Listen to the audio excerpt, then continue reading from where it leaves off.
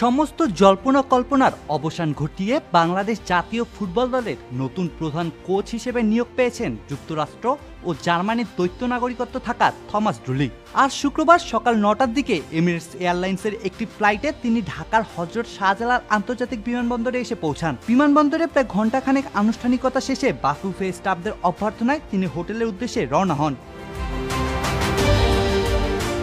Coach নিয়োগের বিষয়টি নিয়ে বাফুফে কর্তারা আগে থেকে বেশ গোপনীয়তা বজায় রাখলেও ডুলি ঢাকায় পৌঁছানোর পরপরই বাফুফে তাদের অফিসিয়াল ফেসবুক পেজে আনুষ্ঠানিকভাবে তার নাম ঘোষণা করে। একই সাথে গণমাধ্যমেও এ সংক্রান্ত বিজ্ঞপ্তি পাঠানো হয়েছে। এর আগে বাফুফে 2 বছরের জন্য কোচ নিয়োগের বিজ্ঞপ্তি দিলে 250-রও বেশি আবেদন জমা পড়ে। একটি বিশেষ বাছাই কমিটি সেখান থেকে 22 জনের তালিকা তৈরি করে জাতীয় দল কমিটির কাছে পাঠায়। পরবর্তীতে 11 জনের একটি সংক্ষিপ্ত তালিকা তৈরি করে তাদের সাক্ষাৎকার নেওয়া হয়। প্রথমে ওয়েলসের সাবেক কোচ ক্রিস কোলম্যানকে নিয়ে বাফুফের আগ্রহ বেশি থাকলেও এজেন্ট ফি ও অন্যান্য জটিলতায় তা ভেস্তে যায়। শেষ পর্যন্ত বার্নস্ট্রোক বা অন্য বিকল্পদের পরিবর্তে অভিজ্ঞ থমাস ডুলির ওপরই ভরসা রাখে ফেডারেশন।